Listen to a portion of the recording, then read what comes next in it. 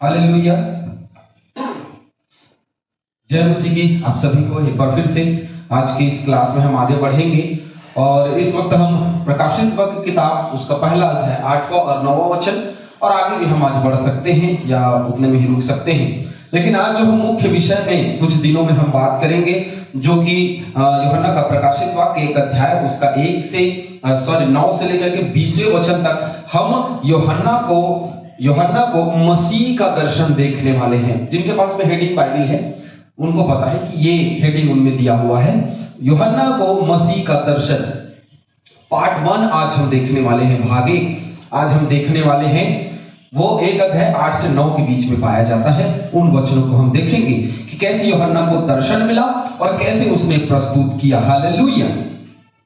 चलिए पढ़ते हैं प्रकाशित वाक्य की किताब पहला अध्याय 9वां वचन 8वां वचन। प्रभु परमेश्वर जो है, जो था, जो आने वाला है और जो सर्वशक्तिमान है।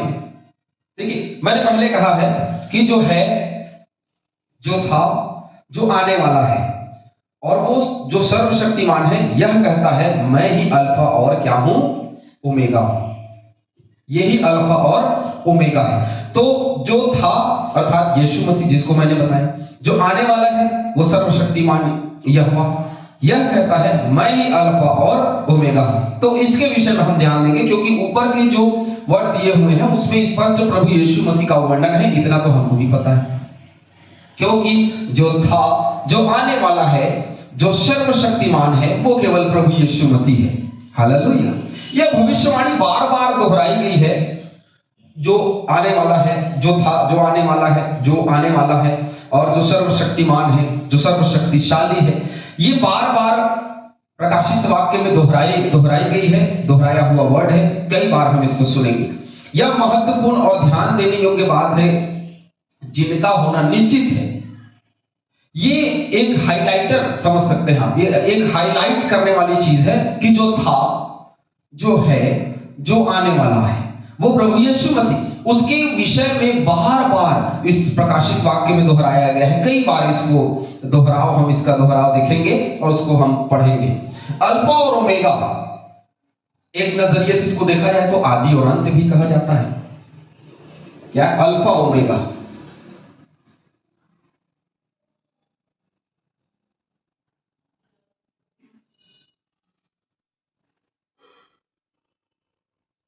है ना, इसको हम आदि और अंत। तो अल्फा और ओमेगा और आदि और अंत कौन है? केवल यीशु परमेश्वर यहोवा। कि वही शुरुआत में था, वही अंत में भी रहेगा, वही आदि काल में भी था और अंत में भी रहेगा। अल्फा मतलब आदि काल, ओमेगा मतलब आने वाला, अंत का। तो उसी को लिखा अल्फा और ओमेगा।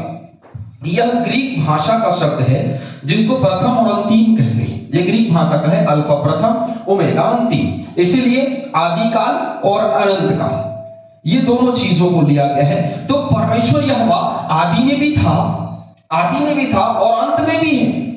ऐसा नहीं कि यही बस है, नहीं, आदि में भी है, था और अंत में भी है, क्योंकि वही शुरू है और वही अंत है। वो आज और कल दोनों दिन को जानता है। वो भूतकाल की बातें, भविष्य काल की बातें, वर्तमान की बातें और भविष्य काल की भी बातें जानता है, क्योंकि उसने प्रकाशित वाक्य में सारी चीजों को लिख करके स्पष्ट रूप से बता दिया है कि वो सर्वशक्तिमान है, सर्वव्यापी है, सर्वज्ञानी है, वो हर चीजों का ज्ञान रखने वाला है। वो यूहन्ना को क्या दे रहा है? दर्शन दे रहा है। यह प्रारंभ से था और अंत अनंत है, जिसका कोई अंत नहीं होगा। अनंत, ओमेगा अनंत, अनंत जिसका कोई आखिरी समय नहीं आएगा, अनंत काल तक चलता रहेगा। अनंत काल तक अंत तो है लेकिन ये अनंत है, वही आखिरी पड़ाव है। देखिए स्वर्ग का जीवन आखिरी पड़ाव है मनुष्य का, लेकिन वो अंत नहीं है, वो अनंत है जिसका अंत नहीं होगा। लेकिन आखिरी दिन तो है, अंतिम क्षण तो है, इस पृथ्वी का अंतिम समय तो है, अंतिम न्याय तो है, लेकिन पूरी तरीके से अंत नहीं है।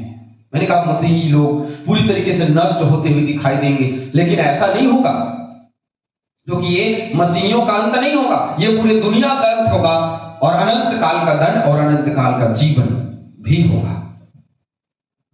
तो प्रभु यीशु मसीह ही आदि है और वही अंत है, और उसके अलावा मैं नहीं सोचता कि कोई होगा। हालेलुया। और मैं कभी ये मानने के लिए तैयार नहीं हूं, किसी की भी बात को मानने के लिए तैयार नहीं हूं कि आदि और अंत यीशु मसीह के अलावा भी कोई है, क्योंकि सब इस दुनिया में नाश होने के लिए बनाए गए, सब इस दुनिया में अंतिम समय के लिए बनाए गए। केवल एक प्रभु यीशु मसीह जो इस जगत में था, है और हमेशा सर्वदा रहेगा। 9वां वचन, मैं यूहन्ना जो तुम्हारा भाई, अब वो बता रहा है कि कैसे मैंने दर्शन पाया। मैं यूहन्ना अर्थात यूहन्ना चेला जो तुम्हारा भाई और यीशु मसीह के कारण क्लेश, राज्य और धीरज में तुम्हारा सहभागी हूं। अब ये जो वचन है उससे बहुत स्पष्ट होता है, क्योंकि यूहन्ना बपतिस्मा दाता तो मार डाला गया था, है ना। यूहन्ना बपतिस्मा देने वाला मार डाला गया था हेरोदेस के समय में। उसकी बेटी ने कहा कि भाई मुझे उसका सिर चाहिए, बर्थडे गिफ्ट, तो उसने उसका सिर कटवा के दे दिया। तो यूहन्ना बपतिस्मा दाता की तो मृत्यु हो गई। तो ये यूहन्ना जो है वो कह रहा है मैं तुम्हारा भाई, यीशु के कारण क्या करता हूं, मैं क्लेश सहने वाला हूं, राज्य और धीरज में तुम्हारा सहभागी भी हूं। परमेश्वर के वचन और यीशु मसीह की गवाही के कारण पतमुस नामक द्वीप में था। जैसे इसने पतमुस नामक द्वीप का नाम लिया है, बहुत स्पष्ट हो गया कि यूहन्ना चेला, क्योंकि यदि हम रोम के इतिहास में जाते हैं तो वहां बहुत स्पष्ट रूप से पाते हैं कि यूहन्ना चेला जो था, जिसको माता मरियम को यीशु मसीह ने सौंपा था, वही चेला था जिसको पतमुस टापू में यीशु मसीह के नाम के कारण उसको डाल दिया गया था। उसकी गवाही के कारण, उसके सुसमाचार के कारण उसको पतमुस टापू में डाल दिया गया था। यूहन्ना का परिचय यदि हम देखें, इसमें यूहन्ना अपने आप को उनके समकक्ष बता रहा है जो अपने विश्वास की गवाही के कारण उस समय यातनाओं के दौर से गुजर रहे थे या मृत्यु को प्राप्त कर लिए थे। अब जो है उनको वो गवाही दे रहा है कि मैं तुम्हारे सहभागी हूं, मैं तुम्हारे संग साथ रहने वाला हूं। और उसके बाद प्रभु यीशु मसीह के दूसरे आगमन तक निरंतर अपने विश्वास की गवाही के कारण सताया जाना, विभिन्न विभिन्न कारणों से विभिन्न विभिन्न स्थानों में हर प्रकार के यातनाओं को सहना और उन यातनाओं से गुजरना, और गुजर करके पतमुस टापू तक पहुंचा, और वहां भी वो यातना के कारण ही पहुंचा है और उसको दर्शन मिल रहा है। वह लिख रहा है कि परमेश्वर के राज्य में प्रवेश करने के लिए धीरज के साथ, किसके साथ, बड़े धीरज के साथ में।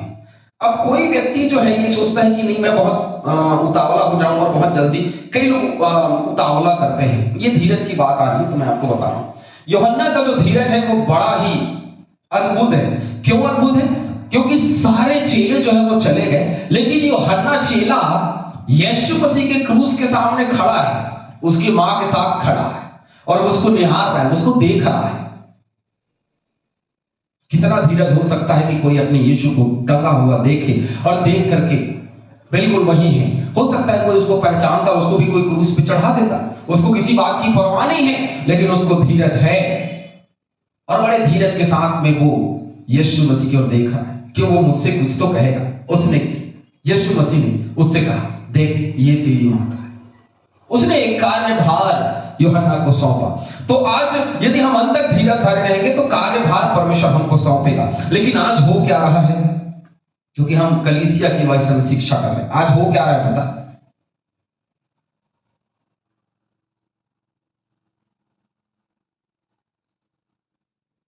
उतावलापन। अब ये उतावलापन क्यों हो रहा पता है? कई लोग देख रहे हैं, अरे वो फलाना पास्टर या वो सेवक या दास, वो दासी, वो व्यक्ति, वो भाई, वो बहन अन्य भाषा बोल रहा है, मुझे भी अन्य भाषा बोलना है। बोलिए। एक दूसरे को देख करके उतावलापन नहीं करना है। वो भविष्यवाणी कर रहा है, मुझे भी भविष्यवाणी चाहिए। अच्छा, उसको पवित्र आत्मा मिला तभी वो अन्य भाषा और भविष्यवाणी करता है, मुझे नहीं मिला। तो पवित्र आत्मा केवल अन्य भाषा और भविष्यवाणी करने वाले लोगों के ऊपर ही नहीं उतरेगा, उन हर लोगों के ऊपर में उतरेगा जो यीशु मसीह को प्रभु मानते। कई लोग अब यीशु मसीह को प्रभु मानने के लिए तैयार नहीं है, अब वो लोग भी भविष्यवाणी कर रहे हैं। भाई क्या हो रहा है आज दुनिया में? देखिए, एक व्यक्ति है जो भविष्यवाणी करता है, नाम नहीं बोलूंगा, आप सब समझ गए होंगे। भविष्यवाणी करता है, प्रचलित करके भविष्य की बातें बता रहा है। तो क्या वो यीशु मसीह की ओर से है? मानिए वो भी यीशु मसीह की ओर से, वो भी तो भविष्य की बातें बता रहा है और हो रहा है। ऐसा नहीं कि नहीं हो रहा है, वो किसी की जिंदगी को बातें हो रही है, गुजर रही है, उन्हीं बातों को वो बता रहा है कि लोग उसको सेटिंग बोलते हैं। और मैं कहता हूं ये सेटिंग नहीं है भैया, वेटिंग है। ये ऐसी मीटिंग है जो शैतान की ओर से रची गई है, और वो शैतान की ओर से हर एक बातों को, होने वाली बातों को वो बता रहे हैं, प्रदर्शित कर रहे हैं। मैं और आप कहां हैं? उतावलापन है हमारी जिंदगी में। सुसमाचार अभी सीखा ही नहीं, लोग सुसमाचार प्रचार करने लग जाते हैं। सीखिए पहले कि सुसमाचार प्रचार क्या है। सुसमाचार प्रचार एक गंभीर विषय है जो यूहन्ना बपतिस्मा दाता ने, यूहन्ना चेले ने बड़े धीरज के साथ में सीखा है, और तब जाके वो पत्र लिखा। ऐसे नहीं है कि ऐसे ही पत्र लिख दिया उसने, ऐसे ही उसको सारी जिम्मेदारी मिल गई, किसी चेले को ऐसी जिम्मेदारी मिल गई नहीं। उसने 3.5 साल लगातार उसकी शिक्षा प्राप्त की, उसके बावजूद भी उनके लिए ये शब्द सुनाई दे, हे अल्पविश्वासियों, मैं तुम्हारे साथ कब तक रहूंगा? तो पवित्र आत्मा का दान वरदान भरोगे आप और हम सब भरेंगे। मैं सुसमाचार का प्रचार करता हूं, मैं दर्शन भी देखता, मान लीजिए। तो लोग बोलेंगे नहीं, ये पास्टर साहब के अंदर में ना ये पवित्र आत्मा नहीं है। तो मैं और आप किसी को इस तरीके से साबित नहीं कर सकते। मैं आजकल देख रहा हूं यही चल रहा है, क्योंकि धीरज नाम की कोई चीज नहीं है। सबको लग रहा है नहीं, यहां जाएंगे, इस कलीसिया में जाएंगे तो हमको मेवा मिलेगा, उस कलीसिया में जाएंगे तो हमको खोआ मिलेगा, उससे बड़ी कलीसिया में जाएंगे तो हमको काजू कतली मिलेगा, उससे और बड़ी कलीसिया में जाएंगे तो उससे और महंगी कोई मिठाई होगी वो मिलेगा। तो ये छत्तीसगढ़ी में एक कहावत है, वो उसके अनुसार फिर समझिए। किसी ने कहा कि नहीं, अपने बकरी को बेच के गाय ले लो, दूध देती है। अब उसने गाय खरीदी, अब बोले गाय को बेच के घोड़ा ले लो, घोड़ा जो है वो सवारी के काम आएगा।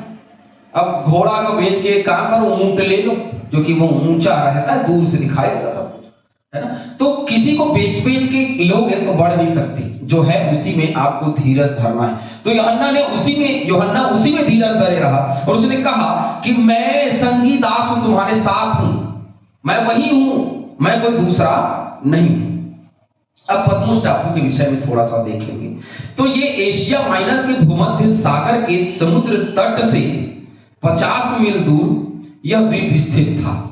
मतलब ये क्या था? भूमध्य सागर के समुद्र तट से, जो कि भूमध्य सागर में था, समुद्र तट से 50 मील अंदर की ओर दूर में स्थित था। यह क्या था? 10 मील लंबा था और 6 मील चौड़ा द्वीप था। एक छोटा सा द्वीप था, जैसे आज की चलती फिरती भाषा में कहें तो मंथकू द्वीप जो मेला है, मंथकू द्वीप, तो वो द्वीप है, चारों तरफ पानी से घिरा हुआ, उसको बोलते हैं द्वीप। तो वो 10 मील लंबा और 6 मील लगभग चौड़ा द्वीप था, जहां यूहन्ना निर्वासन की सजा काट रहा था। निर्वासन की सजा उनको समझते हैं, उनको समाज से निकाल दिया गया, तो उनको शहर से बहिष्कृत कर दिया गया। ये ऐसे लोग थे जिनको शहर से बहिष्कृत कर दिया गया था, लोगों के बीच से अलग कर दिया गया था। जैसे पहले हमारे देश में काले पानी की सजा होती थी, ठीक वैसे ही काले पानी की सजा जैसी कोई चीज थी ये, तो यूहन्ना को ये सजा मिली थी। अकेलेपन, विभिन्न अभावों, शारीरिक यातनाओं आदि के द्वारा होने वाली निराशाओं के दौर से वह गुजर रहा था यूहन्ना, लेकिन फिर भी उसने यीशु मसीह का दर्शन देखा। यूहन्ना को मसीह का दर्शन मिला, लेकिन कितना कष्ट था वहां, बहुत कष्ट था, बहुत तकलीफ थी वहां, बहुत दर्द के समय से उसको गुजरना पड़ रहा था, क्योंकि वहां अकेलापन था। वहां अन्य लोग थे, पहले से मौजूद अन्य प्रकार की गुनाह, अन्य प्रकार के वहां अपराधी लोगों के बीच में उसको डाला गया। कोई नया जाएगा, उसको सताया तो जाएगा। उन हर एक प्रकार की यातनाओं को शारीरिक रूप से, और वहां खुद ही खाना बटोरना और खाना ना मिले तो भूखे मरो, तो इस प्रकार की जगह में उसको डाला गया। धीरज तो है, धीरज तो धरा हुआ है। कोई दूसरा होता तो कब का बोलता, प्रभु मैं तेरी सेवा कर रहा हूं प्रभु, तुमने ये फल दे रहा नहीं, परंतु फिर भी धीरज धरे रहा। तो यूहन्ना जो चेला है, उससे हम धीरज की बात बहुत अच्छे से सीख पाते हैं। और यूहन्ना को मसीह यीशु का दर्शन मिलना भी एक अद्भुत बात थी, जिसको वो रख रहा है। वो कह रहा है कि भाई मैं वही हूं, जिसको पतमुस नामक द्वीप में डाल दिया गया है। तो मैं यातनाएं सह रहा हूं, तकलीफ में हूं, लेकिन फिर भी ये पुस्तक लिख रहा हूं ताकि लोगों तक पहुंचे। हालेलुया, ताकि लोगों तक पहुंचे, लोग अंत की बातों को देख सके। तो प्रभु की बातें इतनी आसानी से आंख बंद करने से नहीं आएंगी। आंख बंद कर लिया, ये दर्शन जो है ना बड़ा खतरनाक हो चुका है आजकल। ये दर्शन का विषय बड़ा विचित्र हो चुका है। आंख बंद किया दर्शन, हाँ मेरे तुम्हारे विषय प्रभु मुझे बता रहा है।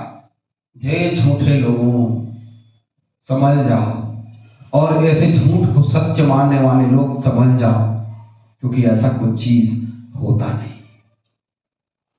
अब आप बोलेंगे कि पास्टर साहब भविष्यवाणी की बातों को झूठा ठहरा रहे हैं। भविष्यवाणी की बातों को झूठा नहीं ठहरा रहा हूं मैं। भविष्यवाणियां होती हैं, भविष्यवाणियां की भी जाती हैं, दर्शन देखी भी जाती है, लेकिन ऐसा कोई दर्शन नहीं है, क्योंकि प्रभु अपने समय में दर्शन देता है।